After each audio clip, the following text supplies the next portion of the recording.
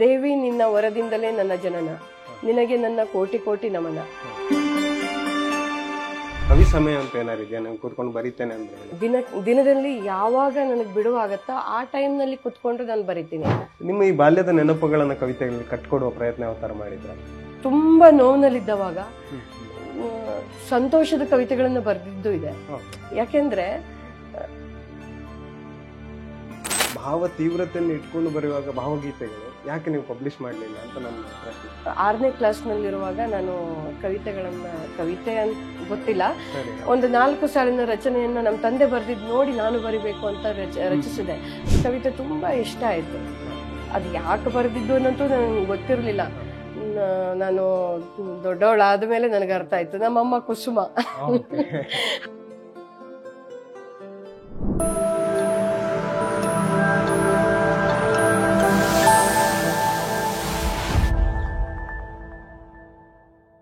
ಆತ್ಮೀಯ ವೀಕ್ಷಕರೇ, ತಮಗೆಲ್ಲರಿಗೂ ಆಧಾರದ ಸ್ವಾಗತ ಝೂಮ್ ವಿತ್ ಬುಕ್ ಬ್ರಹ್ಮ ಕಾರ್ಯಕ್ರಮಕ್ಕೆ. ಇವತ್ತು ನಮ್ಮ ಜೊತೆ ಇರುವಂತಹ ವಿಶೇಷ ಅತಿಥಿ ಯಾರು ಅಂತ ಹೇಳಿದ್ರೆ, ಕನ್ನಡದ ಕಾವ್ಯ ಪ್ರಕಾರಗಳಲ್ಲಿ ಎಲ್ಲ ರೀತಿಯದನ್ನು ಒಂದು ರೀತಿ ಪ್ರಯತ್ನ ಮಾಡಿದವರು ಅಂತ ಹೇಳ್ಬೋದು, ಎಲ್ಲ ರೀತಿಯನ್ನು ಬರೆದವರು. ಹಾಗೆ ಅದಲ್ಲದೆ ಅವರು ಕವನ ಸಂಕಲನದಲ್ಲಿ ಹೆಚ್ಚು ಆಸಕ್ತಿಯನ್ನು ಹೊಂದಿದ್ದಾರೆ ಅಥವಾ ಗಜಲ್ಗಳನ್ನು ಬರೀತಾರೆ. ಇದಲ್ಲದೆ ಈಗ ಇನ್ನೊಂದು ಬೃಹತ್ ಕೃತಿಯನ್ನು ತರುವ ಒಂದು ಆಕಾಂಕ್ಷೆಯಲ್ಲಿದ್ದಾರೆ. ಎಲ್ಲದರ ಬಗ್ಗೆ ಇವತ್ತು ಮಾತಾಡ್ತಾ ಹೋಗೋಣ. ನಮ್ಮ ಇವತ್ತಿನ ಅತಿಥಿ ಮಧುರಾ ಮೂರ್ತಿ ಅವರು. ನಮಸ್ತೆ ಮ್ಯಾಮ್. ನಮಸ್ಕಾರ. ಆತ್ಮೀಯ ಸ್ವಾಗತ. ಧನ್ಯವಾದ. ಹೊಸ ವರ್ಷದ ಹಾರ್ದಿಕ ಶುಭಾಶಯಗಳು ನಿಮಗೆ. ತಮಗೂ ಸಹಿತ ಹೊಸ ವರ್ಷದ ಹಾರ್ದಿಕ ಶುಭಾಶಯ. ನಿಮ್ಮ ಕವನ ಸಂಕಲನಗಳ ಅಥವಾ ಕವಿತೆಗಳನ್ನು ಮತ್ತು ಬರವಣಿಗೆಗಳನ್ನು ನೋಡ್ತಿರುವಾಗ ನನಗೆ ಯಾವಾಗಲೂ ಅನಿಸೋದು, ಪ್ರಸ್ತುತತೆಯನ್ನು ಹಿಡಿತೀರಾ ನೀವು ಪ್ರತಿಯೊಂದು ಕವಿತೆಯಲ್ಲೂ. ಆ ಪ್ರಸ್ತುತತೆಯನ್ನು ಹಿಡಿಯುವಂಥ ಕ್ರಮ ಹೇಗೆ, ಏನದು ಅಂತ ಹೇಳಿ? ಅಂದರೆ ನಾನು ಕವಿತೆಗಳನ್ನು ಬರೆಯುವಾಗ ಇಂಥದ್ದೊಂದು ವಿಷಯಕ್ಕೆ ಬರಿಬೇಕು ಇವತ್ತು ಈ ಥರ ನಾನು ಯಾವತ್ತೂ ಯೋಚನೆ ಮಾಡಿಲ್ಲ. ಸಮಾಜದಲ್ಲಿ ನಡೆಯುವಂಥದ್ದು, ಪ್ರತಿನಿತ್ಯ ನಡೆಯುವಂತಹ ಘಟನೆಗಳನ್ನು ನೋಡಿದಾಗ ಎಲ್ಲೋ ಒಂದು ಕಡೆಗೆ ಆ ವಿಷಯ ಮನಸ್ಸಿಗೆ ನಾಟಿರುತ್ತೆ. ಅದನ್ನು ನಾನು ಯಾವುದೋ ಒಂದು ಟೈಮ್ನಲ್ಲಿ ನಿತ್ಯ ಬರಿಬೇಕು ಅಂತ ಒಂದು ಏಮ್ ಇಟ್ಕೊಂಡಿದ್ದೆ. ಹಾಗಾಗಿ ಯಾವ ಟೈಮ್ನಲ್ಲಿ ನಾನು ಬರಿಬೇಕು ಅಂತ ಕೂತ್ಕೋತೀನೋ ಆವಾಗ ನಡೆದಂಥ ಘಟನೆಗಳನ್ನು ಮನಸ್ಸಿಗೆ ಯಾವುದು ತುಂಬ ನಾಟಿರುತ್ತಲ್ಲ, ಅದ್ಯಾವುದೋ ಒಂದು ಸಂದರ್ಭವನ್ನು ತಗೊಂಡು ನಾನು ಕವಿತೆಯನ್ನು ರಚನೆ ಮಾಡ್ತೇನೆ. ಹಾಗಾಗಿ ಸುತ್ತಮುತ್ತಲು ನಡೆಯುವಂತಹ ಘಟನೆಗಳಿಗೆ ಸಂಬಂಧಪಟ್ಟ ಕವಿತೆಗಳೇ ಹೆಚ್ಚಾಗಿ ಬರುವಂಥದ್ದು ಜಾಸ್ತಿ. ನಿಮ್ಮ ಕವಿ ಸಮಯ ಅಂತ ಏನಾರಿದೆಯಾ? ನಾನು ಕೂತ್ಕೊಂಡು ಬರೀತೇನೆ ಅಂದ್ರೆ ಹೇಳಿದ್ರೆ ಹಾಗೆ? ಕವಿ ಸಮಯ ಅಂತ ಇಲ್ಲ.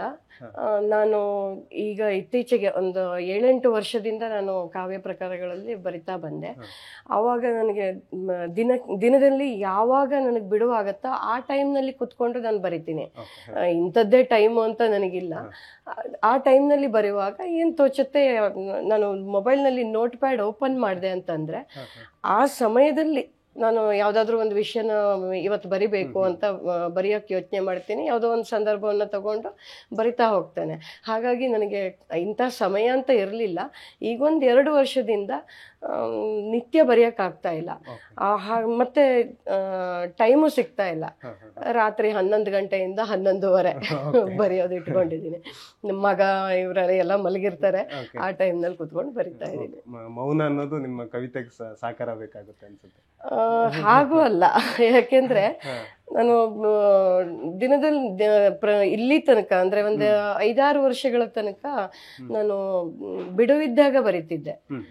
ಮನೇಲಿ ಎಲ್ಲರೂ ಇರ್ಬಹುದು, ಇಲ್ದೇನೂ ಇರ್ಬಹುದು, ಬಟ್ ಸಪರೇಟ್ ಆಗಿ ಕುತ್ಕೊಂಡು ಬರೀತಿದ್ದೆ. ಇತ್ತೀಚಿನ ದಿನಗಳಲ್ಲಿ ಸಮಯದ ಅಭಾವದಿಂದ ರಾತ್ರಿ ಟೈಮ್ ಆರಿಸ್ಕೊಂಡಿದ್ದೀನಿ, 11ರಿಂದ 11:30 ಅಂತ ಹೇಳಿ. ನಿಮಗೆ ಕಾವ್ಯ ಪ್ರಕಾರಗಳು ಅಂತ ಬಂದಾಗ ನೀವು ಎಲ್ಲ ಪ್ರಕಾರವನ್ನು ಪ್ರಯತ್ನ ಮಾಡ್ತೀರಿ, ಎಲ್ಲ ಪ್ರಕಾರದಲ್ಲೂ ಬರೆದಿದ್ದೀರಿ. ನನಗೆ ಅದೊಂದು ಕುತೂಹಲ, ಅಂದರೆ ಹೇಗೆ ಅಂದರೆ ಈಗ ನಾವೀಗ ಬರೆಯುವಾಗ ಕವಿತೆ ಅಂತ ಬರೆಯುವಾಗ ನಮ್ಮ ತಲೆಯಲ್ಲಿ ಕವಿತೆಯನ್ನು ಬರಿತೇನೆ ಹೀಗಿರ್ತದ, ಅಥವಾ ನೀವು ಬರೆಯುವಾಗ ಯಾವ ಪ್ರಕಾರ ಬರ್ತದೆ ಅದನ್ನು ಬರೀತೀರಾ, ಹೇಗೆ? ಹೌದು, ನಾನು ಕವಿತೆ, ಗಜಲ್ಲು, ಮುಕ್ತಕ ಇವುಗಳನ್ನ ಜಾಸ್ತಿ ಬರೆದಿದ್ದೀನಿ. ಉಳಿದವುಗಳನ್ನ ಸ್ವಲ್ಪ ಕಡಿಮೆನೆ. ಈ ರುಬಾಯಿಗಳನ್ನೆಲ್ಲ ನಾನು ಒಂದು ಕೃತಿ ಮಾಡುವಷ್ಟು ಬರೆದಿದ್ದೀನಿ. ರುಬಾಯಿ, ಹನಿಗವನ, ಚುಟುಕುಗಳೆಲ್ಲ ಎಲ್ಲ ಇವೆ. ಈ ಕವನ ಮುಕ್ತಕ ಗಜಲು ನನ್ನ ಆಸಕ್ತಿದಾಯಕವಾದಂಥ ವಿಷಯ. ಅದು ಬಿಟ್ಟು ಮಧ್ಯೆ ಮಧ್ಯೆ ಚೇಂಜಸ್ ಇರಲಿ ಅಂತ ಬೇರೆ ಬೇರೆ ಪ್ರಕಾರಗಳಲ್ಲಿ ಬರೆದಿದ್ದೀನಿ. ಇವುಗಳಲ್ಲಿ ಯಾವುದು ಹನಿಗವನ, ಚುಟುಕು, ಇವುಗಳು ಸುಮಾರು ಜಾಸ್ತಿನೇ ಇವೆ. ಬಟ್ ನಾನು ಕೃತಿ ಮಾಡಕ್ಕೆ ಇನ್ನೂ ಹೋಗಿಲ್ಲ. ಭಕ್ತಿಗೀತೆ ಆಗಲಿ, ಭಾವಗೀತೆ, ದೇಶಭಕ್ತಿ ಗೀತೆ, ಇವುಗಳೆಲ್ಲವನ್ನೂ ಬರೆದಿದ್ದೀನಿ. ಭಕ್ತಿಗೀತೆ, ಭಾವಗೀತೆ ಅಂತ ಬಂದಾಗ ಅದರ ಇದೇ ಬೇರೆ, ಟೋನ್ ಬೇರೆ. ಈಗ ನಮ್ಮ ಸಾಮಾನ್ಯ ಕವಿತೆಗಳು ಅಂತ ಬಂದಾಗ ಅಲ್ಲಿ ಒಂದಿರುವ ನೆಲೆಗಳು ಬೇರೆ ಇರ್ತದೆ. ಭಕ್ತಿಗೀತೆ ಅಂದಾಗ ಅದರ ನೆಲೆಗಳೇ ಬೇರೆ. ಇದನ್ನು ಹೇಗೆ ಕಾಣ್ತೀರಿ ನೀವು? ಅಂದ್ರೆ ಅದು ಚೇಂಜಸ್ಗೋಸ್ಕರ ಬರೀತೀನಿ ನಾನು. ಈಗ ನಾನು ಮುಕ್ತಕ, ಗಜಲ್ಲು ಇವುಗಳನ್ನೆಲ್ಲ ಬರೀತೀನಲ್ಲ, ಒಂದ್ ಸ್ವಲ್ಪ ಆದ ನಂತರ ಒಂದು ಚೇಂಜಸ್ ಇರಲಿ ಅನ್ನೋ ಕಾರಣಕ್ಕೆ ಬೇರೆ ಒಂದು ವಿಷಯವನ್ನ ತಗೋತೀನಿ, ಬರಿತೀನಿ. ಇದೆಲ್ಲವನ್ನು ಸಹಿತ ಸ್ವಪ್ರಯತ್ನದಿಂದ ನಾನು ಮಾಡ್ತಾ ಹೋಗಿದ್ವಿ. ಗಜಲ್ ಸಹಿತ ಕೂಡ ಹಾಗೇನೆ. ಗಜಲನ್ನ ನಾನು ಬರೆಯುವಾಗ ಆರಂಭದಲ್ಲಿ ಒಂದಿಬ್ಬರು ಬರೆಯೋದನ್ನ ನಾನು ನಿತ್ಯ ಓದ್ತಿದ್ದೆ.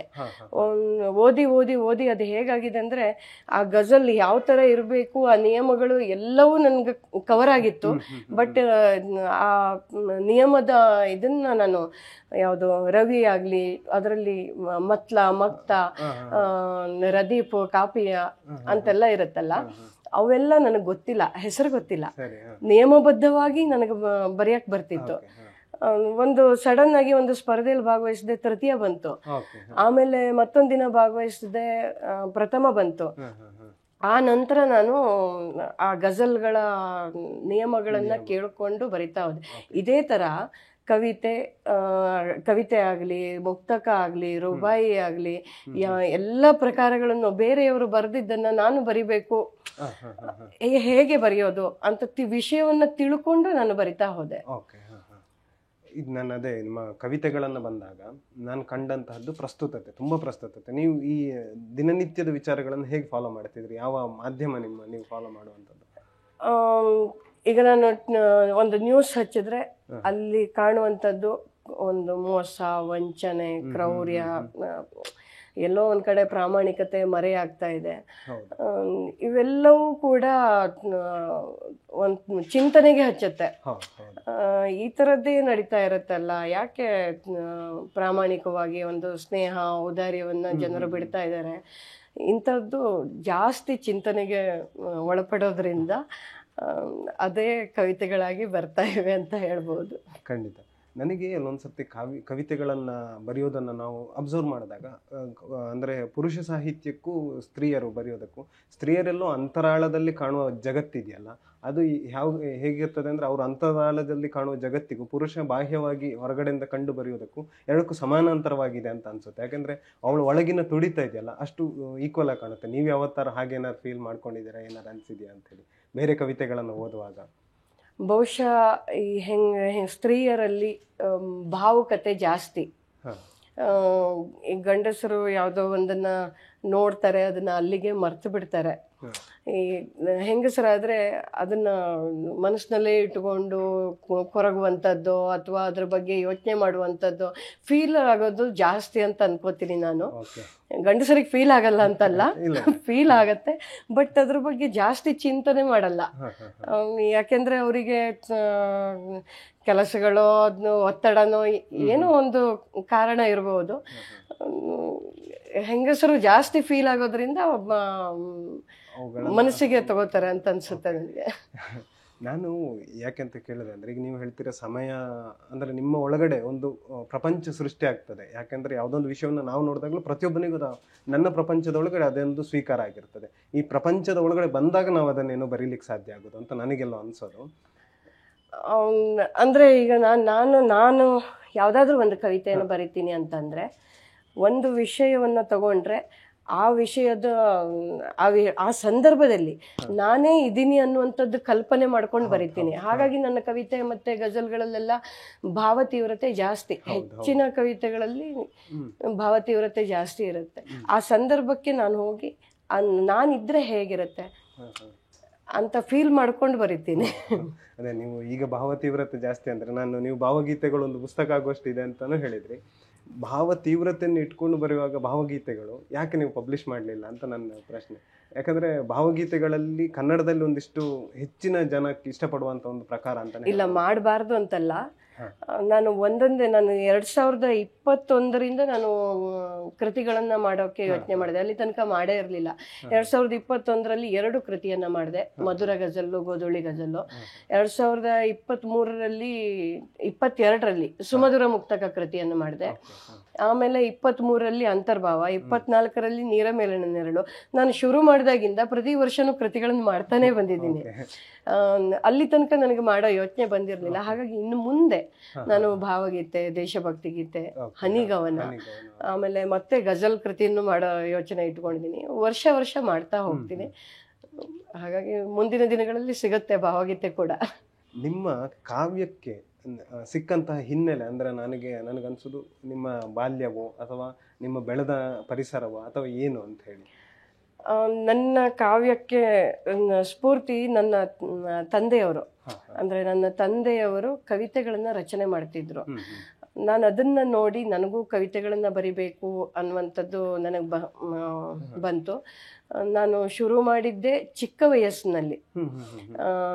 6ನೇ ಕ್ಲಾಸ್ನಲ್ಲಿರುವಾಗ ನಾನು ಕವಿತೆ ಗೊತ್ತಿಲ್ಲ, ಒಂದು 4 ಸಾಲಿನ ರಚನೆಯನ್ನ ನಮ್ಮ ತಂದೆ ಬರೆದಿದ್ದು ನೋಡಿ ನಾನು ಬರಿಬೇಕು ಅಂತ ರಚಿಸಿದೆ. ಅದಕ್ಕೆ ಚುಟುಕು ಹೇಳ್ತಾರೆ ಅನ್ನುವಂಥದ್ದು ನನಗೆ ಗೊತ್ತಿರಲಿಲ್ಲ. ಒಂದು ಕವಿತೆ ಆಗಿತ್ತು. ಆಗ ನಾನು 4 ಸಾಲಿನ ಒಂದು 3-4 ಚುಟುಕುಗಳನ್ನ ರಚನೆ ಮಾಡಿದ್ದೆ. ನನ್ನ ಮೊದಲನೇ ಚುಟುಕು ಹೇಗಿತ್ತಂದ್ರೆ, ಒಂದು ಗೋಡೆಗೆ ಒಂದು ದೇವ್ರ ಫೋಟೋ ಹಾಕೊಂಡಿತ್ತು. ಅದಕ್ಕೆ ಅದನ್ನ ನೋಡ್ಬಿಟ್ಟು ಒಂದು 5-6 ಪ್ರಾಸಗಳನ್ನ ತಗೊಂಡು ಜನನ ಮರಣ ಈ ತರ ತಗೊಂಡು ಅದ್ರ ಮೇಲೆ ಒಂದು ಚುಟುಕುವನ್ನು ರಚಿಸಿದೆ.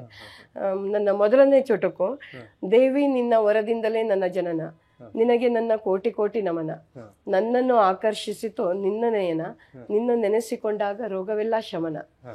ಇದು ನನ್ನ ಮೊದಲನೇ ಚುಟುಕು ಆಗಿತ್ತು.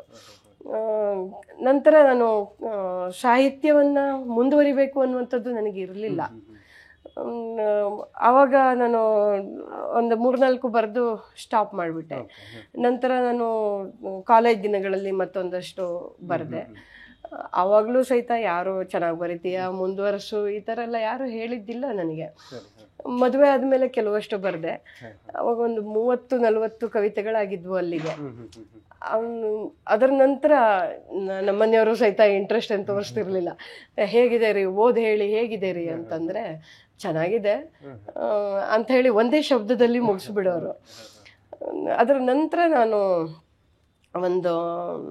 ಈಗ ಒಂದು 7-8 ವರ್ಷದ ಹಿಂದೆ ವಾಟ್ಸಪ್ಗಳಲ್ಲಿ ಹಂಚ್ಕೊಳಕ್ಕೆ ಶುರು ಮಾಡಿದೆ. ಆಗ ನಮ್ಮ ಪರಿಚಯದವರೊಬ್ಬರು, ನಿಮ್ಮ ಸಾಹಿತ್ಯ ತುಂಬ ಚೆನ್ನಾಗಿದೆ ರೀ, ನಾನು ಒಂದು ವಾಟ್ಸಪ್ ಗ್ರೂಪಿಗೆ ಸೇರಿಸ್ತೀನಿ ಅಂತ ಹೇಳಿ ನನ್ನನ್ನು ಸೇರಿಸಿದ್ರು. ಅಲ್ಲಿಂದ ನಿತ್ಯ ಬರ್ಕೊಂಡು ಬಂದೆ, ಈ ಕವಿತೆಗಳನ್ನು ಬರ್ಕೊಂಡು ಬಂದೆ. ಹಾಗಾಗಿ ನನಗೆ ಸಾಹಿತ್ಯ ಅಂದ್ರೆ ಬರಿಬೇಕು ಅನ್ನುವಂಥದ್ದು ನಾನು ನಿತ್ಯ ಬರಿತಾ ಹೋದಂಗೆ ನನ್ನಲ್ಲಿ ಹುಟ್ಕೊಳ್ತೇ ವಿನಃ ಬೇರೆ ಯಾವ ಕಾರಣ ಇಲ್ಲ. ಅಂದ್ರೆ ಈಗ ನಿಮ್ಮ ತಂದೆ ಬಗ್ಗೆ ಹೇಳಿದ್ರಿ, ಅವರು ಯಾವ ರೀತಿ ಸಾಹಿತ್ಯ ರಚಿಸ್ತಿದ್ರು, ಹೇಗೆ ಪ್ರಭಾವ ಬೀರಿದ್ರು ನಿಮ್ಮ ಮೇಲೆ ಅಂತ ಹೇಳ್ಕೊಂಡು. ನನ್ನ ತಂದೆದು ಒಂದು ಕವನ ಸಂಕಲನ ಇತ್ತು. ನಮಗೆಲ್ಲ ಓದಕ್ ಕೊಡ್ತಿರ್ಲಿಲ್ಲ. ಏನೋ ಒಂದು ಹುಡುಕ್ತಾ ಇರುವಾಗ ಯಾವುದೋ ಒಂದು ನೋಟ್ಬುಕ್ ಸಿಕ್ತು, ತೆಗೆದು ನೋಡಿದೆ. ಅದರಲ್ಲಿ ಎಲ್ಲದೂ ನೆನಪಿಲ್ಲ ನನಗೆ, ಒಂದು ಕವಿತೆ ಮಾತ್ರ ನೆನಪಿದೆ. ಸುಮಾ ಅನ್ನುವಂಥದ್ದು ಬರೆದಿದ್ರು. ಕವಿತೆ ತುಂಬಾ ಇಷ್ಟ ಆಯ್ತು. ಅದು ಯಾಕೆ ಬರೆದಿದ್ದು ಅನ್ನೋಂತೂ ನನಗೆ ಗೊತ್ತಿರಲಿಲ್ಲ.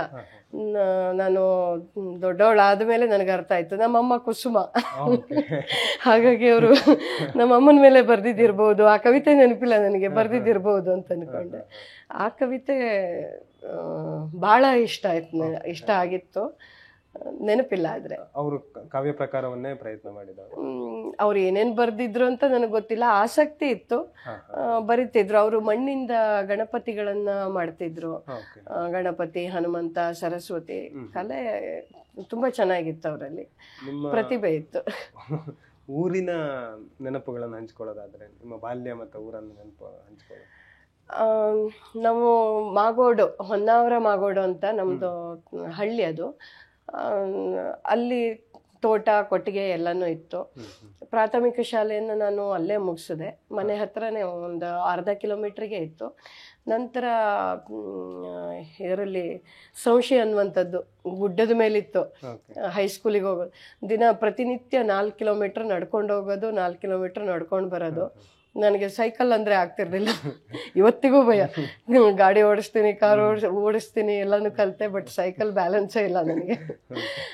ಪ್ರತಿನಿತ್ಯ ನಡ್ಕೊಂಡು ಹೋಗ್ತಿದ್ವಿ, ನಡ್ಕೊಂಡು ಬರ್ತಿದ್ವಿ. ಈ ಮಳೆಗಾಲದ ದಿನಗಳಲ್ಲಿ ಈ ಡ್ಯಾಮ್ಗಳಿಂದ ನೀರು ಬಿಡ್ತಾರೆ. ನೀರನ್ನ ಬಿಟ್ಟವಾಗ ನದಿಯೆಲ್ಲ ಫುಲ್ಲಾಗಿ ಬಂದ್ಬಿಡೋದು. ಅಲ್ಲಿ ದೋಣಿ ದಾಟಿ ನಾವು ಗುಡ್ಡ ಹತ್ತಿ ಸ್ಕೂಲಿಗೆ ಹೋಗ್ಬೇಕಿತ್ತು. ದೋಣಿಯನ್ನ ದಾಟುವಾಗ ಆ ಜಲ್ಲಿ ಅಂತ ಹೇಳ್ತೀವಿ ನಾವು, ಕೋಲಿಗೆ ಏನ್ ಹೇಳ್ತಾರೆ ನಿಮಗೆ ಗೊತ್ತಿಲ್ಲ ನನಗೆ, ನಮ್ಮಲ್ಲಿ ಜಲ್ಲಿ ಅಂತ ಹೇಳ್ತಾರೆ. ಅದನ್ನ ಹಾಕಕ್ ಸಿಕ್ತಿರ್ಲಿಲ್ಲ, ಅಷ್ಟು ನೀರು ತುಂಬಿ ಹರಿಯೋದು. ಭಯ ಆಗ್ತಿತ್ತು. ಅದನ್ನು ಅಂದ್ರೆ ಸೆಳ್ಕೊಂಡು ಹೋಗುತ್ತೆ ದೋಣಿ. ಒಂದ್ ಕಡೆ ಚಲಿಸ್ಬೇಕು ಅಂತ ಚಲಿಸ್ತಾ ಇದ್ರೆ ಅದು ಎಳ್ಕೊಂಡು ಹೋಗ್ತಾ ಇರುತ್ತೆ, ಅಷ್ಟು ರಭಸ ಇರುತ್ತೆ. ಅವರು ದೋಣಿಯನ್ನ ತಗೊಂಡೋಗಿ ನಿಲ್ಲಿಸಿದವಾಗ್ಲೂ ನಾವು ಇಷ್ಟಿಷ್ಟು ನೀರು, ಆ ನೀರಿನಲ್ಲಿ ಯೂನಿಫಾರ್ಮ್ ಎಲ್ಲ ಒದ್ದೆ ಆಗೋದು ಸ್ಕೂಲಿಗೆ ಹೋಗುವಾಗ. ಅದ್ರ ನಂತರ ನಾವು ಮತ್ತೆ 3 ಕಿಲೋಮೀಟರ್ ನಡ್ಕೊಂಡು ಹೋಗೋ ಅಷ್ಟರಲ್ಲಿ ಎಲ್ಲ ಡ್ರೈ ಆಗಿಬಿಡ್ತಿತ್ತು, ತೊಂದರೆ ಆಗ್ತಿರ್ಲಿಲ್ಲ. ತೋಟದಲ್ಲಿ ಇನ್ನು ಯಾವುದು ಹಲಸು, ಮಾವು ಇವೆಲ್ಲ ಬೆಳಿತಿದ್ವಿ. ಒಂಥರ ಆ ದಿನಗಳೆಲ್ಲ ಚೆನ್ನಾಗಿತ್ತು, ಎಲ್ಲ ಹಂಚ್ಕೊಂಡು ತಿನ್ನುವಂಥದ್ದು.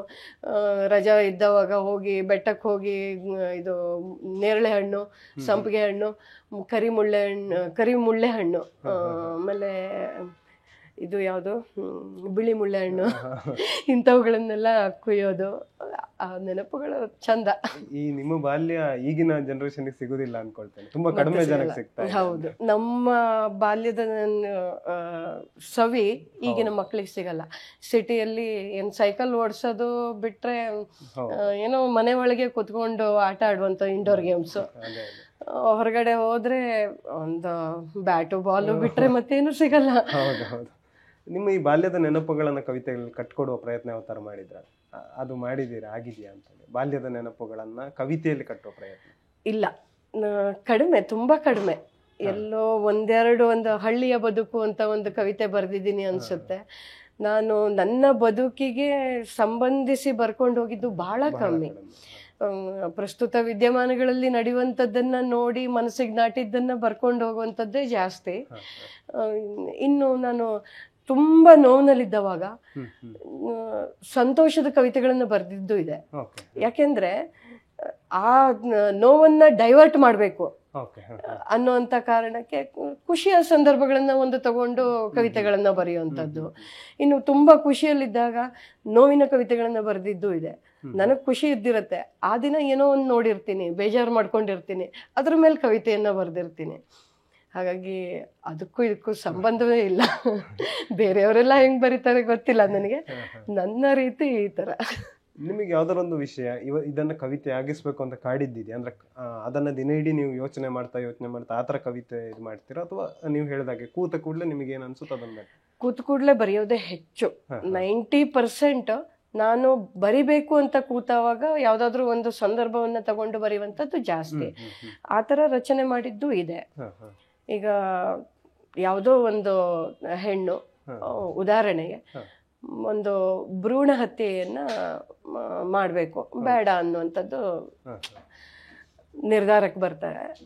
ಅದು ಆ ಘಟನೆಯನ್ನ ನಾನು ಕೇಳಿದವಾಗ ನನಗೆ ಬಹಳ ಬೇಜಾರಾಯಿತು. ಇನ್ನೂ ಕಣ್ಣೇ ಬಿಡದಂಥ ಮಗು ಹೋಗ್ತಾ ಇದೆ ಅನ್ನುವಂಥದ್ದು. ಅದ್ರ ಮೇಲೆ ನಾನು ಕವಿತೆಯನ್ನ ಬರೆದಿದ್ದು ಹೇಗೆ ಅಂದರೆ, ಆ ಸಮಯದಲ್ಲಿ ಕವಿತೆ ಬರಿಬೇಕು ಅಂದ್ಕೊಂಡಿಲ್ಲ. ಹೊರಗಡೆ ಹೋದಾಗ ಕೇಳಿದ್ದೆ, ಮನೆಗೆ ಬಂದ ಮೇಲೆ ಸಾಯಂಕಾಲ ಆಯಿತು. ಏನೋ ಹೀಗೆ ಬಾಲ್ಕನಿಯಲ್ಲಿ ಓಡಾಡ್ತಿದ್ದಾಗ ಗಿಡ ಒಂದು ಒಣಗಿತ್ತು. ಆವಾಗ ನನಗೆ ಒಂದು ಗಿಡ ಬಳ್ಳಿ ಚಿಗುರಕ್ಕೆ ಒಂದು ಪೋಷಣೆ ಬೇಕಲ್ವಾ, ಅದಕ್ಕೂ ಇದಕ್ಕೂ ಲಿಂಕ್ ಆಯ್ತು. ಅದ್ರ ಮೇಲೆ ಒಂದು ಕವಿತೆಯನ್ನ ಬರೆದಿದ್ದೀನಿ, ಮೂಕವೇದನೆ ಅಂತ. ಆತರ ರಚನೆ ಮಾಡಿದ್ದು ಇದೆ, ಆದ್ರೆ ಬಹಳ ಕಮ್ಮಿ. ನಿಮ್ಮ ಕವಿತೆ ಅಂತ ಬಂದಾಗ ನಾನು ಕವಿತೆಗಳ ಪ್ರಕಾರಗಳೆಲ್ಲದನ್ನು ಮಾಡಿದ್ದೀರಿ. ಈ ಗದ್ಯ ಪ್ರಕಾರಗಳು, ಲೇಖನ ಮತ್ತೆ ಸಣ್ಣ ಕಥೆಗಳನ್ನೆಲ್ಲ ಬರೆದಿದ್ದೀರಿ. ಇದರ ಕಡೆ ಯಾಕೆ ಒಲವು ಇಲ್ವಾ ಅಥವಾ ಹೇಗೆ ಅಂತೇಳಿ? ಲೇಖನಗಳನ್ನು ಬರೆದಿದ್ದೀನಿ, ಬಟ್ ಬಹಳ ಕಮ್ಮಿ.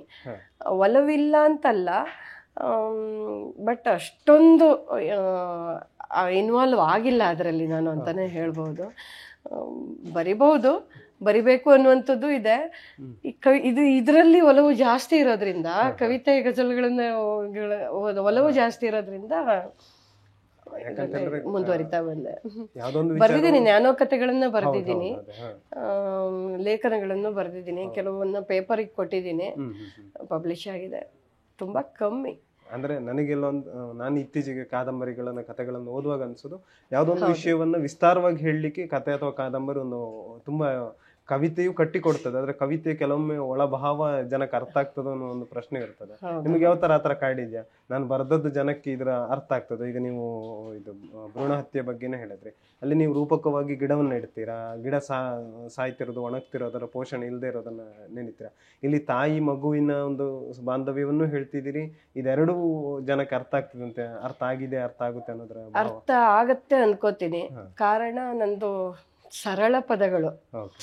ಈ ಯಾರೇ ಆದ್ರೂ ಓದಿದ್ರು, ಮಕ್ಕಳು ಓದಿದ್ರು ಕೂಡ ಅರ್ಥ ಮಾಡಿಕೊಳ್ಳುವಂತ ಸರಳ ಪದಗಳಲ್ಲಿ ಬರೆಯೋದ್ರಿಂದ ಪ್ರತಿಯೊಬ್ಬರಿಗೂ ಅದು ಮುಟ್ಟುತ್ತೆ ಅನ್ನುವಂಥದ್ದು ನನ್ನ ಭಾವನೆ. ನನಗೆ ಆ ನಂಬಿಕೆ ನನ್ನಲ್ಲಿ ಇದೆ. ನಿಮ್ಮ ಅಂದ್ರೆ ಜರ್ನಿ ಅಂದ್ರೆ ನೀವು ಪುಸ್ತಕ ಅಂತ ಮಾಡ್ಲಿಕ್ಕೆ ಇದಕ್ಕೆ ಶುರುವಾಗಿದ್ದು ವಾಟ್ಸಪ್ನಲ್ಲಿ ಕವಿತೆಗಳನ್ನು ಹಾಕ್ತೀರಿ, ಅಲ್ಲಿ ಮೆಚ್ಚುಗೆ ಸಿಗ್ತದೆ. ಅದಾದ ನಂತರ ಅದನ್ನ ಕೃತಿ ರೂಪಕ್ಕೆ ಅಥವಾ ಅದನ್ನು ಇನ್ನಷ್ಟು ಹೆಚ್ಚಿಸ್ಲಿಕ್ಕೆ ಸಾಧ್ಯ ಆಯ್ತು ಅಂತ. ಈ ಜರ್ನಿಯಲ್ಲಿ ಅಲ್ಲಿ ಬಂದಂತ ಕಮೆಂಟ್ಗಳು, ಅಲ್ಲಿ ನಿಮಗೆ ಸಿಕ್ಕಂತ ಪ್ರಶಂಸೆಗಳ ಬಗ್ಗೆ ಮಾತಾಡೋದಾದ್ರೆ? ಆರಂಭದಲ್ಲಿ ನಾನು ಶುರು ಮಾಡಿದ್ದು ವಾಟ್ಸಪ್ ಬಳಗಗಳಲ್ಲಿ. ಅಲ್ಲಿ ದಿನಕ್ಕೊಂದು ಕವಿತೆಗಳನ್ನ ಬರೆದು ಹಾಕ್ತಿದ್ದೆ. ಕವಿತೆನೋ ಹನಿಗವನನೋ ಏನೋ ಒಂದು ದಿನಕ್ಕೊಂದು ಹಾಕ್ತಿದ್ದೆ. ತುಂಬಾ ಚೆನ್ನಾಗಿ ಬರಿತೀಯ ಮಧುರ, ಇನ್ನೂ ಬರಿ ಅಂತ ಹೇಳ್ತಾ ಹೋದ್ರು. ನಾನು ಬರಿತಾ ಹೋದಂತೆ ಫಸ್ಟ್ ಆರಂಭಿಸದ್ದು ನಾನು ಕವನ, ಅಂದ್ರೆ ಚಿಕ್ಕವಳಿರುವಾಗ ಚುಟುಕು ಆದ ನಂತರ ಕವನವನ್ನ ಬರೆದಿದ್ದು ಆರಂಭದಲ್ಲಿ ವಾಟ್ಸಪ್ ಬಳಗಗಳಲ್ಲಿ. ಬೇರೆಯವರು ಬರಿತಾ ಹೋಗಿದ್ದನ್ನ ನೋಡಿ ನಾನು ಬೇರೆ ಪ್ರಕಾರಗಳನ್ನ ಪ್ರಯತ್ನಿಸ್ತಾ ಹೋದೆ. ಹಲವಾರು ಇದರಲ್ಲಿ ವಾಟ್ಸಪ್ ಬಳಗಗಳಲ್ಲಿ ಸೇರ್ಕೊಂಡೆ. ಒಂದೊಂದು ಬಳಗದಲ್ಲಿ ಒಂದೊಂದು ಹೊಸ ಪ್ರಕಾರಗಳನ್ನ ಪ್ರಯತ್ನ ಪಟ್ಟು ಮಾಡ್ತಾ ಹೋದೆ. ಫೇಸ್ಬುಕ್ಗಳು ಮೊದಲು ಫೇಸ್ಬುಕ್ಕೇ ಇರಲಿಲ್ಲ. ಈಗೊಂದು 3-4 ವರ್ಷದ ಹಿಂದೆ ನಾನು ಫೇಸ್ಬುಕ್ ಓಪನ್ ಮಾಡಿದೆ. ಅಲ್ಲಿ ಅಂತೂ ಈ ವಾಟ್ಸಪ್ ಬಳಗಗಳಿಗಿಂತ ಜಾಸ್ತಿ ಪ್ರತಿನಿತ್ಯ ಬರೆಯುವವರು ಇರ್ತಾರೆ, ಓದುವವರು ಇರ್ತಾರೆ, ಅಭಿಮಾನದಿಂದ ಕಾಮೆಂಟ್ಗಳನ್ನ ಹಾಕ್ತಾರೆ. ಅವಾಗ ಅದನ್ನ ನೋಡಿ ಇನ್ನು ಹೆಚ್ಚಿಗೆ ಆಗ್ತಾ ಹೋಯ್ತು ಅಂತಾನು ಹೇಳ್ಬೋದು. ಯಾಕೆಂದ್ರೆ ಬಹಳ ಜನ ಹೇಳ್ದವಾಗ, ಇದು ಜನರಿಗೆ ತಲುಪ್ತಾ ಇದೆ, ನಾನು ಇನ್ನೂ ಬರಿಬೇಕು ಅನ್ನೋಂಥದ್ದು ಸಹಜವಾಗಿ ಬಂದೇ ಬರುತ್ತಲ್ವಾ. ಆ ಇದರಲ್ಲಿ ನನಗೆ ಇನ್ನೂ ಹೆಚ್ಚಿಗೆ ಬರಿತಾ ಹೋದೆ ಅಂತಾನು ಹೇಳ್ಬಹುದು. ನಿಮಗೆ ಅಂದ್ರೆ ವಾಟ್ಸಪ್ ಅಂತ ಬಂದಾಗ ನಾವು ಎರಡು ತರದ್ದು, ವಾಟ್ಸಪ್ ಇರ್ಬೋದು ಅಥವಾ ಈ ಸಾಮಾಜಿಕ ಜಾಲತಾಣದಾಗ ಋಣಾತ್ಮಕ ಮತ್ತು ಧನಾತ್ಮಕ ಎರಡು ರೀತಿಯ ಸ್ಪಂದನೆಗಳು ಸಿಗ್ತದೆ. ಇದು ಯಾವ ತರ ಕಾಡಿದೆಯಾ ನಿಮ್ಗೆ? ಋಣಾತ್ಮಕ ಸ್ಪಂದನೆಗಳು ಯಾವ್ದಾರು? ಇಲ್ಲ, ಋಣಾತ್ಮಕ ಸ್ಪಂದನೆಗಳು ಕಡಿಮೆ, ಆದ್ರೆ ಕೆಲವೊಮ್ಮೆ ಬಂದಿದ್ದಿದೆ. ಬಟ್ ನಾನು ಅದಕ್ಕೆ ತಲೆನೇ ಕೆಡಿಸ್ಕೋತಿರ್ಲಿಲ್ಲ. ನಾನು ಕಾಮೆಂಟು ಮತ್ತೆ ಲೈಕ್ಗಳ ಬಗ್ಗೆ ನಾನು ಯಾವತ್ತೂ ಯೋಚನೆ ಮಾಡಿಲ್ಲ. ಜನರು ಹಾಕಿದ್ರೆ ಹೇಳಿದ್ರೆ, ಅಭಿಮಾನದಿಂದ ಹೇಳಿದ್ರೆ ಓಕೆ, ಇಷ್ಟ ಆಯ್ತೋ ಹೇಳಿದ್ರೆ ಓಕೆ, ಹೇಳಿಲ್ಲ ಅಂದ್ರೂ ನಾನು ಬೇಜಾರು ಮಾಡ್ಕೊಳ್ಳಲ್ಲ. ಯಾಕೆಂದ್ರೆ ಈಗ ನೀವು ಒಂದು ಮಾತನ್ನ ನನ್ನ ಕವಿತೆಯನ್ನು ಓದಿ ಹೇಳ್ಬೋದು, ಚೆನ್ನಾಗಿಲ್ಲ ಮಧುರ, ಇದು ನನಗೇನೋ ಸರಿ ಕಾಣ್ತಾ ಇಲ್ಲ ಅಂತ ಹೇಳ್ಬೋದು. ನಾನು ಒಂದು ನಂಬಿಕೆಯಿಂದ ನಾನು ಅದನ್ನ ಬರೆದಿರ್ತೀನಿ. ನೀವು ಹೇಳಿದ ತಕ್ಷಣ ನಾನು ಕುಗ್ಗುವಂತ ಸಾಧ್ಯತೆ ಜಾಸ್ತಿ, ನನ್ನೊಳಗೆ ನಾನು ಕುಗ್ಗುವಂತ ಸಾಧ್ಯತೆಗಳು ಜಾಸ್ತಿ. ನಾನು ಅದ್ರ ಬಗ್ಗೆ ತಲೆನೇ ಕೆಡಿಸ್ಕೊಳ್ಳಲ್ಲ ಅದಕ್ಕಾಗಿ. ಯಾಕೆಂದ್ರೆ ಆತರ ಕುಗ್ಗದವಾಗ ನಮ್ಮ ಬರಹ ಇನ್ನೂ ಡೌನ್ ಆಗ್ತಾ ಹೋಗುತ್ತೆ. ಹಾಗಾಗಿ ನನ್ನ ಬರಹದ ಬಗ್ಗೆ ನನಗೆ ವಿಶ್ವಾಸ ಇದೆ, ನಾನು ಅದನ್ನೇ ಬಲವಾಗಿ ನಂಬ್ತೀನಿ ಹೊರತು ನಿಮ್ಮ ಕಾಮೆಂಟಿನ ಬಗ್ಗೆ ತಲೆ ಕೆಡಿಸ್ಕೊಳ್ಳಲ್ಲ. ಬಟ್ ಅಲ್ಲಿ ನಿಜವಾದ ವಿಷಯ ಇದ್ದು ನೀವು ಹೇಳಿದ್ದಾದ್ರೆ ನಾನು ಯೋಚನೆ ಮಾಡಬೇಕು, ತಿದ್ದುಕೊಳ್ಳುವಂತ ಪ್ರಯತ್ನ ಮಾಡಬೇಕು. ಇಲ್ಲ ನಂದೇ ಸರಿ ಅನ್ನುವಂಥದ್ದು ಅದು ಒಂದು ನನ್ನ ಇದಕ್ಕೆ ಬೆಳವಣಿಗೆಗೆ ಹೊಡೆತ ಕೊಡ್ಬೋದು. ಹಾಗಾಗಿ ಸುಮ್ಮನೆ ಹೇಳಿದ್ರೆ ನಾನು ತಲೆ ಕೆಡಿಸ್ಕೊಳ್ಳಲ್ಲ. ವಿಶ್ವಾಸದಿಂದ ಬರ್ದಿರ್ತೀನಿ, ನಂಬಿಕೆ ಇರುತ್ತೆ. ನೀವೇನಾದ್ರು ಹೇಳಿದ್ರೆ ಯೋಚನೆ ಮಾಡ್ತೀನಿ, ಏನಕ್ಕೆ ಹೇಳಿದ್ರಿ, ಅದರಲ್ಲಿ ಸತ್ಯ ಇದೆಯಾ ಅಥವಾ ನೀವು ಹೇಳಿದ ಮಾತಲ್ಲಿ ಸುಳ್ಳಿದ್ಯಾ ಅಂತ ಯೋಚನೆ ಮಾಡಿಕೊಂಡು ನಾನು ಮುಂದುವರೆ. ಯಾಕಂದ್ರೆ ನಾನು ಇದನ್ನು ಕೇಳಲಿಕ್ಕೆ ಯಾಕೆ ಕಾರಣ ಅಂತ ಹೇಳಿದ್ರೆ, ಈಗ ಸಾಮಾಜಿಕ ಜಾಲತಾಣ ಅಂತ ಹೇಳಿದಾಗ ಋಣಾತ್ಮಕ ಧನಾತ್ಮಕ ಕಮೆಂಟ್ಗಳಿಂದಾಗಿ ಎಷ್ಟೋ ಋಣಾತ್ಮಕ ಕಮೆಂಟ್ಗಳಿಂದಾಗಿ ಎಷ್ಟೋ ಕೆಲವೊಮ್ಮೆ ಸಾವುಗಳು ಸಂಭವಿಸಿದ್ದಿದೆ. ಸೊ ಅಂದ್ರೆ ಅದನ್ನ ತುಂಬಾ ಮನಸ್ಸಿಗೆ ಹಚ್ಕೊಂಡು ಈ ರೀತಿಯದ್ದು ತುಂಬಾ ಆಗೋದಿದೆ, ನೆಗೆಟಿವಿಟಿಯನ್ನು ತುಂಬಾ ಕಾಡ್ತದೆ ಅಂತ ಹೇಳಿ. ಹಾಗೆ ನೀವು ಯೂಟ್ಯೂಬ್ನಲ್ಲಿ ಒಂದು ಕವಿತೆಯನ್ನ ಅಂದ್ರೆ ವಾಚಿಸಿ ಹಾಕುವ ಕ್ರಮವನ್ನು ಮಾಡ್ತೀರಾ, ಅದಕ್ಕೆ ಹೇಗಿದೆ ರೆಸ್ಪಾನ್ಸ್ ಅಂತ ಹೇಳಿ? ಯೂಟ್ಯೂಬ್ನಲ್ಲಿ ಕವಿತೆಗಳನ್ನ ಹಾಕ್ತೀನಿ. ಇಲ್ಲ, ಅದಕ್ಕೆ ಒಳ್ಳೆ ಕಮೆಂಟ್ಗಳು ಬರ್ತಾ ಇದೆ. ನಾನು ದೊಡ್ಡ ದೊಡ್ಡ ಸಿಂಗರ್ಸ್ ಹತ್ರ ಎಲ್ಲ ಹಾಡ್ಸಕ್ ಹೋಗಿಲ್ಲ. ಅವ್ರೊಬ್ರು ಚೈತನ್ಯ ಭಟ್ ಅನ್ನೋರ ಹತ್ರ ಜಾಸ್ತಿ ಹಾಡ್ಸಿದೀನಿ. ಇನ್ನೊಬ್ರು ವಸಂತ ಬಾರಡ್ಕ, ಬಾಲಕೃಷ್ಣ ಆಚಾರ್ಯ ಪತ್ತಿಗೆ, ಇವರೆಲ್ಲ ಹಾಡಿದ್ದಾರೆ. ಒಳ್ಳೆ ರೆಸ್ಪಾನ್ಸ್ ಬರ್ತಾ ಇದೆ. ಇವರು ಚೈತನ್ಯ ಭಟ್ ಅನ್ನೋರು ನನಗೆ ಆತ್ಮೀಯ ಫ್ರೆಂಡ್ ಅವರು, ಹಾಗಾಗಿ ಅವರನ್ನೇ ಹೆಚ್ಚಿನದಾಗಿ ಕೇಳ್ತೀನಿ. ಅವ್ರು ಯಾವುದೇ ಮ್ಯೂಸಿಕ್ ಇಲ್ಲದೆ ಹಾಡ್ತಾರೆ, ನನಗೆ ಖುಷಿ ಕೊಡುತ್ತೆ, ಚಂದ ಬರ್ತಾ ಇದೆ. ಹಾಗಾಗಿ ಒಳ್ಳೆ ರೆಸ್ಪಾನ್ಸ್ ಬರ್ತಾ ಇದೆ. ನನಗೆ ನಿಮ್ಮ ಪುಸ್ತಕದ ಮುಖಪುಟಗಳು ನೋಡಿದಾಗ ಎಲ್ಲದೊಂಥರ ವಿಭಿನ್ನವಾಗಿ ಮಾಡ್ತೀರಾ, ಹೊಸತನ ಇರ್ತದೆ, ಅಲ್ಲಿ ಪೇಂಟಿಂಗ್ಗಳು ಅದನ್ನು ಬಳಸ್ತೀರಿ. ಇದ್ರ ಬಗ್ಗೆ ಮಾತಾಡೋದು, ಮುಖಪುಟ ವಿನ್ಯಾಸದ ಬಗ್ಗೆ ನೀವೇ ಸ್ವಂತ ಇನಿಷಿಯೇಟಿವ್ ತಗೊಳ್ತೀರಾ, ಅದು ಹೇಗೆ ಅಂತ? ಇದನ್ನ ಇಲ್ಲ, ಅದು ಗೋಧೂಳಿ ಗಜಲ್ಲು ಮಧುರ ಗಜಲ್ ಅನ್ನುವಂಥದ್ದು ನನಗೆ ಅಲ್ಲಗಿರ್ರ ಸರ್, ಇವರು TF ಹಾದಿಮನಿ ಅವ್ರ ಹತ್ರ ಹೇಳಿ ಮಾಡಿಸಿದ್ದು. ಅವ್ರು ಚೆನ್ನಾಗೇ ಮಾಡ್ತಿದ್ರು. ನಾವು ಹೆಸರು ಮಾತ್ರ ಕೊಟ್ಟಿದ್ದು, ಅವರು ಮುಖಪುಟ ಅವರೇ ಮಾಡ್ಕೊಟ್ಟಿದ್ದು. ಇದು ಸುಮಧುರ ಮುಕ್ತಕ, ಇದನ್ನ ರಾಘವೇಂದ್ರ ಕುಪ್ಪೇಲೂರ್ ಅನ್ನೋರು ನಾನು ಆರಿಸ್ಕೊಂಡೆ. ತುಂಬಾ ಚೆನ್ನಾಗಿ ಮಾಡೋರು ಅವರು. ಅದು ಅವರೇನೆ ಮಾಡಿದ್ದು. ಈ ಅಂತರ್ಭಾವ ಕವನ ಸಂಕಲನಕ್ಕೆ ಅದರಲ್ಲಿರೋದು ನನ್ನ ಮಗಳ ಪೇಂಟಿಂಗ್ಸು ಎರಡೂ ಕೂಡ. ನನ್ನ ಮಗಳು ಚಿಕ್ಕ ವಯಸ್ಸಿನಲ್ಲಿ, ಅಂದ್ರೆ ಇವಾಗ 2nd PUC ಓದ್ತಾ ಇದ್ದಾಳೆ, ಕಾರ್ಕಳದಲ್ಲಿ ಜ್ಞಾನಸುಧಾ ಕಾಲೇಜಲ್ಲಿ ಓದ್ತಾ ಇದ್ದಾಳೆ. ಅವಳು 8th 9th ಸ್ಟ್ಯಾಂಡರ್ಡ್ ಅಲ್ಲಿ ಈ ಪೇಂಟಿಂಗ್ಗಳನ್ನೆಲ್ಲ ಮಾಡಿದ್ದು. 5th 6th ಅಲ್ಲಿ ಒಂದು ವಾಟರ್ ಕಲರ್ ಕ್ಲಾಸಿಗೆ ಹೋಗ್ತಿದ್ಲು, ಡ್ರಾಯಿಂಗ್ ಕ್ಲಾಸಿಗೆ. 7th ಅಲ್ಲಿ ಒಂದು 2 ತಿಂಗಳು ಪೇಂಟಿಂಗ್ ಕ್ಲಾಸಿಗೆ ಹೋಗಿದ್ಲು. ಅಷ್ಟರಲ್ಲೇ ಈ ಮೊದಲ ಲಾಕ್ಡೌನ್ ಆಯ್ತು, ಆನ್ಲೈನ್ ಕ್ಲಾಸ್ ಸ್ಟಾರ್ಟ್ ಆಯ್ತು. ಇವಳು ಮನೇಲಿ ಕೂತ್ಕೊಂಡು ಟೈಮ್ ಹೊತ್ತೋಗಲ್ಲ ಅಂತ ಹೇಳಿ ನಾನು ಪೇಂಟಿಂಗ್ ಮಾಡ್ತೀನಿ ಅಂತ ಸ್ವಪ್ರಯತ್ನದಿಂದ ಪೇಂಟಿಂಗ್ ಮಾಡ್ತಾ ಹೋದ್ಲು. Acrylic painting, oil painting, cloth painting, ಇವೆಲ್ಲ ಮಾಡ್ತಾ ಹೋದ್ಲು. ಸುಮಾರು ಕಡೆ ಚಿತ್ರಕಲಾ ಪ್ರದರ್ಶನ ಕೊಟ್ಲು. ಅವಾರ್ಡ್ಗಳು ಸುಮಾರು ಬಂತು. ಅಂತಾರಾಷ್ಟ್ರೀಯ ಮಟ್ಟದಲ್ಲಿ ಅವಳಿಗೆ ಭಾಗವಹಿಸಿ 3ಯ ಸ್ಥಾನ ಬಂತು.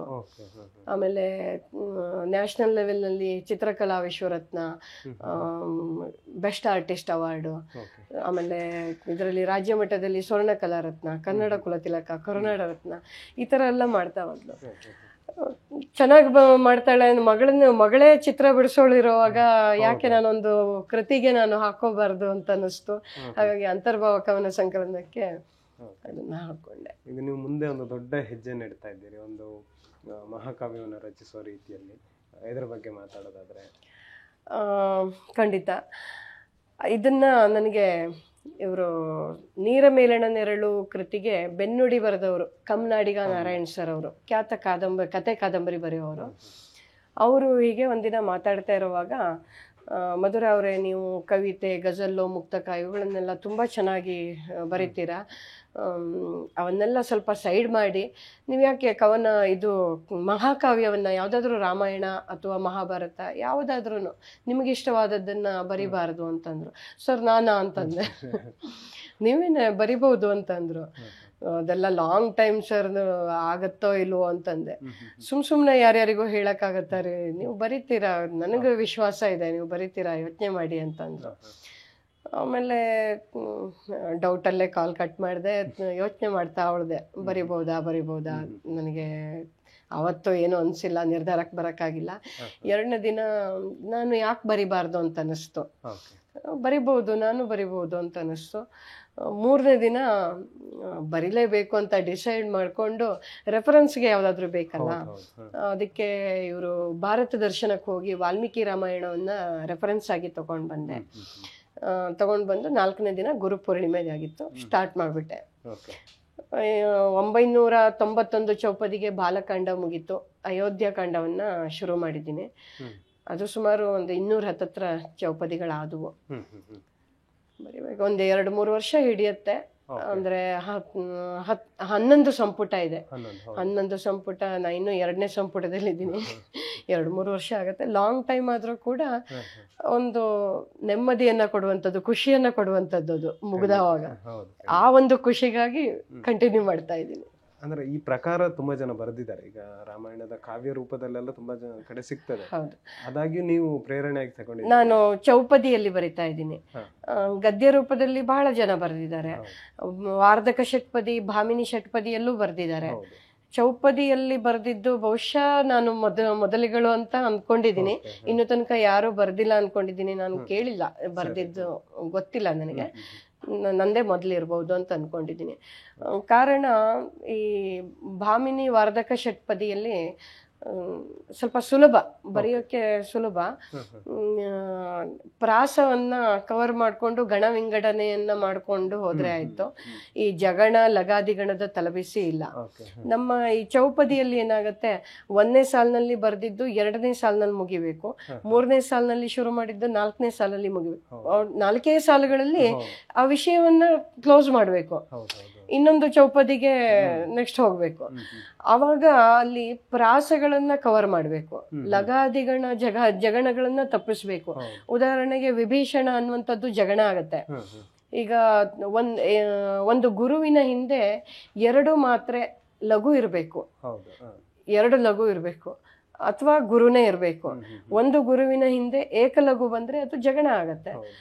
ವಿಭೀಷಣ ತಗೊಳಕ್ಕಾಗಲ್ಲ, ಅಯೋಧ್ಯೆ ತಗೊಳಕ್ಕಾಗಲ್ಲ.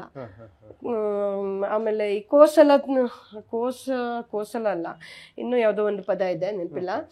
ಈ ತರ ಪದಗಳನ್ನ ತಗೊಳ್ಳದೇನೆ ನಾವು ಮಹಾಕಾವ್ಯವನ್ನ ಬರೆಯಕ್ಕೆ ಆಗಲ್ಲ. ಬೇಕೇ ಬೇಕು. ವಿಭೀಷಣ ಅಯೋಧ್ಯೆ ಎಲ್ಲ ತಗೊಳ್ಳದೆ ಇರೋಕ್ಕಾಗಲ್ಲ. ಅದಕ್ಕೆ ಬೇರೆ ಶಬ್ದಗಳನ್ನ, ಈಗ ಕೋಸಲದ ಅಯೋಧ್ಯೆ ಬರೆಯಕ್ಕಾಗಲ್ಲ, ಕೋಸಲದ ಅಯೋಧ್ಯೆ ಈ ತರ ಬರ್ಕೊಂಡು ಕಂಟಿನ್ಯೂ ಮಾಡ್ಕೊಂಡು ಹೋಗ್ಬೇಕಾಗತ್ತೆ. ಅದು ಕಷ್ಟ. ಅದು ಈ 2 ಸಾಲಿನಲ್ಲಿ ಒಂದು ಸೆಂಟೆನ್ಸ್ ಅನ್ನ ಮುಗಿಸೋದು ಬಹಳ ಕಷ್ಟ ಆಗತ್ತೆ. ಹಾಗಾಗಿ ಅದರಲ್ಲಿ ಬರೆಯುವಂಥದ್ದು ವಿಚಾರವನ್ನ ಮಾಡಿಲ್ವೇನೋ ಯಾರೋ ಗೊತ್ತಿಲ್ಲ. ಅಥವಾ ವಾರ್ಧಕ ಭಾಮಿನಿ ಷಟ್ಪದಿಯಲ್ಲಿ ಇಂಟ್ರೆಸ್ಟ್ ಇಂದ ಬರ್ಕೊಂಡು ಹೋಗಿರ್ಬೋದು, ಬೇರೆಯವರು ಗೊತ್ತಿಲ್ಲ. ಇದರ ನಡುವೆ ಬೇರೆ ಕವನ ಸಂಕಲನಗಳು ಈ ವರ್ಷಕ್ಕೆ ಬರಬಹುದಾ? ಈ ವರ್ಷಕ್ಕೆ ಅಂದ್ರೆ ನನ್ನ ತಂದೆಯದು ಒಂದು ಶಾಸ್ತ್ರ ವೈಜ್ಞಾನಿಕವೇ ಅನ್ನುವಂಥದ್ದು ಒಂದು ವಿಚಾರಧಾರ. ಅವರು ಈ ಶಾಸ್ತ್ರಗಳೆಲ್ಲ ಮೂಢನಂಬಿಕೆಯಲ್ಲ ಅನ್ನುವಂಥದ್ದನ್ನ ಜನರಿಗೆ ತಲುಪಿಸ್ಬೇಕು ಅನ್ನೋದು. ಇತ್ತೀಚಿನ ದಿನಗಳಲ್ಲಿ ನಮ್ಮ ಸಂಸ್ಕೃತಿ ಎಲ್ಲೋ ಮರೆಯಾಗ್ತಾ ಇದೆ. ಈಗ ಹೆಂಗಸರು ಹಣೆಗೆ ಬೊಟ್ಟನ್ನ ಕುಂಕುಮವನ್ನ ಇಡಲ್ಲ, ಬಳೆ ಹಾಕಲ್ಲ. ಇವುಗಳೆಲ್ಲ ಮರೆಯಾಗ್ತಾ ಇರೋದ್ರಿಂದ ನಮ್ಮ ಸಂಸ್ಕೃತಿ ಉಳಿಬೇಕು ಅನ್ನುವಂಥದ್ದು ಕಾರಣಕ್ಕೆ ಜನರಲ್ಲಿ ಅದರ ಪರಿಕಲ್ಪನೆಯನ್ನ ಮೂಡಿಸುವಂಥದ್ದು. ಅದಕ್ಕೆಲ್ಲ ವೈಜ್ಞಾನಿಕ ಕಾರಣಗಳಿವೆ ಅನ್ನುವಂಥದ್ದನ್ನ ತಿಳಿಸ್ಕೊಡ್ಬೇಕು. ಎಲ್ಲೋ ಒಂದು ಕಡೆಗೆ ನನ್ನಿಂದ ಒಂದು ಚಿಕ್ಕ ಬದಲಾವಣೆ ಆದ್ರೂ ಒಳ್ಳೇದು ಅನ್ನುವಂಥದ್ದು, ಅವರಿಗೆ ಕೃತಿಯನ್ನ ಮಾಡ್ಬೇಕು ಅನ್ನುವಂಥದ್ದು ಬಹಳ ಇತ್ತು. ಆ ವಿಚಾರಧಾರೆಗಳನ್ನ ಜನರಿಗೆ ತಲುಪಿಸ್ಬೇಕು ಅನ್ನುವಂಥದ್ದು ಬಹಳ ವರ್ಷದ ಹಿಂದೆ, ಅಂದ್ರೆ ಒಂದು 4-5 ವರ್ಷದ ಹಿಂದೆನೆ ಅವ್ರು ಹೇಳ್ತಾ ಇದ್ರು ಇದನ್ನ ಕೃತಿ ಮಾಡ್ಬೇಕು ಅಂತೇಳಿ. ನನಗೆ ಬರ್ಕೊಡೋ ವಿಚಾರ ಇರ್ಲಿಲ್ಲ, ಬಂದಿರ್ಲಿಲ್ಲ. ನಂದು ಬರ್ಕೋತಾ ಇದ್ನಲ್ವಾ. ಕೊನೆಗೆ ಈಗ ಒಂದು 2 ವರ್ಷದ ಹಿಂದೆ ಅವರು ನನ್ನ ಹತ್ರ ಮತ್ತೆ ಈ ವಿಷಯವನ್ನ ಪ್ರಸ್ತಾಪಿಸಿದಾಗ ಸರಿ ನಾನ್ ಬರ್ಕೊಡ್ತೀನಿ ಅಂತಂದೆ. ನನ್ನ ಬರಹದ ಜೊತೆಗೆ ಸ್ವಲ್ಪ ದಿನ ಬರಿತಾ ಹೋಗೋಣ ಅಂತ ಹೇಳಿ ನಾನ್ ಬರ್ಕೊಡ್ತೀನಿ ಅಂದೆ. ಯಾಕೆಂದ್ರೆ ಅವರಿಗೆ ಕನ್ನಡ ಟೈಪಿಂಗ್ ಎಲ್ಲ ಕಷ್ಟ ಅಲ್ಲ. ಸೊ ಯಾರು ಬರ್ಕೊಡಕ್ ಸಿಗ್ತಾರೆ ಅಂತ ನೋಡ್ತಾ ಇದ್ರು ಅವರು. ಧ್ವನಿ ಮುದ್ರಿಸಿ ಕೊಡಿ ನಾನು ಬರಿತೀನಿ ಅಂತ ಹೇಳಿ ಅವ್ರ ಹತ್ರ ಧ್ವನಿ ಮುದ್ರಣ ತಗೊಂಡು ನಾನು ಬರಿತಾ ಬಂದೆ. ಅದು ಇವಾಗ ಮುಗಿಯೋ ಹಂತದಲ್ಲಿದೆ. ಇನ್ನೊಂದು 8-10 ಪುಟ ಬರೆದ್ರೆ ಮುಗಿದೋಗತ್ತೆ.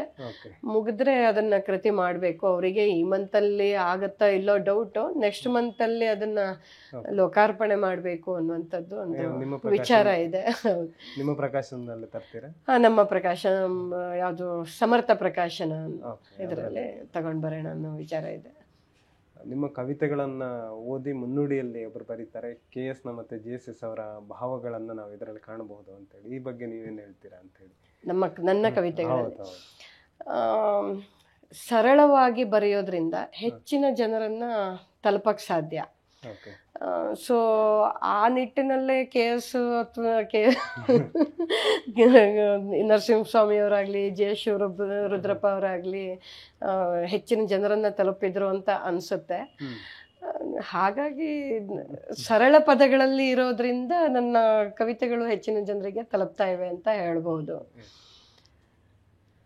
ಖಂಡಿತ ಧನ್ಯವಾದಗಳು. ನೀವೊಂದು ಮಹತ್ ಕಾರ್ಯ, ದೊಡ್ಡ ಕೃತಿಯನ್ನು ತರುವ ಪ್ರಯತ್ನದಲ್ಲಿದ್ದೀರಿ. ಅದನ್ನು ಆದಷ್ಟು ಬೇಗ ನಮ್ಮ ಕನ್ನಡ ಜನತೆಗೆ ಒಪ್ಪಿಸಿ ಅಂತ ಹೇಳ್ತಾ ನಿಮ್ಮ ಸಮಯವನ್ನು ನಮಗೆ ಕೊಟ್ಟಿದ್ದಕ್ಕೆ ಧನ್ಯವಾದಗಳು. ನಮಸ್ಕಾರ.